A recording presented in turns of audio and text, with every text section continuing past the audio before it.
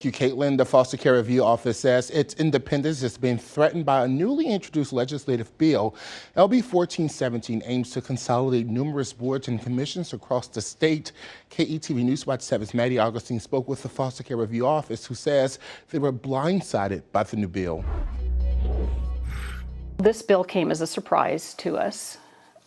We had no advance notice or warning. No one from the governor's office or from the legislature talked to us about this. Legislative Bill 1417, introduced on January 18th by Tom Brewer on behalf of the governor, is 101 pages long of proposed changes to numerous boards, committees, and commissions throughout the state, including the Foster Care Review Office. The sections that pertain to the Foster Care Review Office would place the FCRO under the authority of the Nebraska Children's Commission, a group the FCRO currently oversees. We provide administrative support to the Children's Commission, and I'm the direct supervisor of the two commission employees. Section 25 of LB 1417 also gives the Nebraska Children's Commission the power to select the executive director of the FCRO and the FCRO Advisory Committee. Both are currently appointed by the governor and approved by the legislature after a public hearing.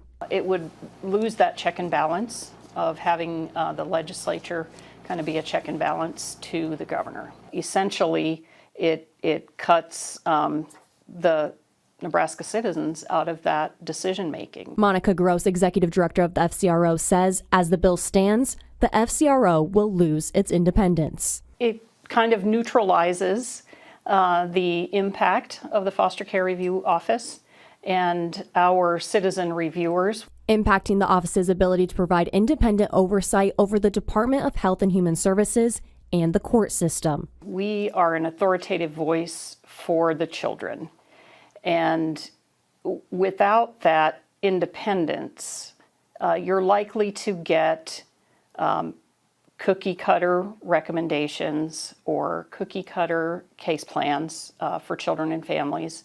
In an email to Nebraska's lawmakers, Ronald Dupel, a 16-year-long FCRO board member, says, quote, the FCRO needs additional influence to oversee the foster care system, not reduced ability. Gross says the change in oversight will leave a lasting impact. Children are likely to linger in foster care longer and not achieve permanency, costing taxpayers more and those individuals not being able to really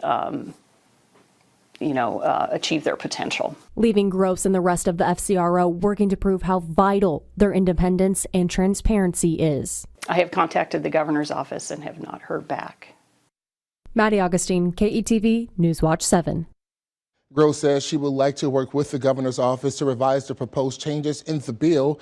KETV investigators did reach out to the governor's office, but has not heard back.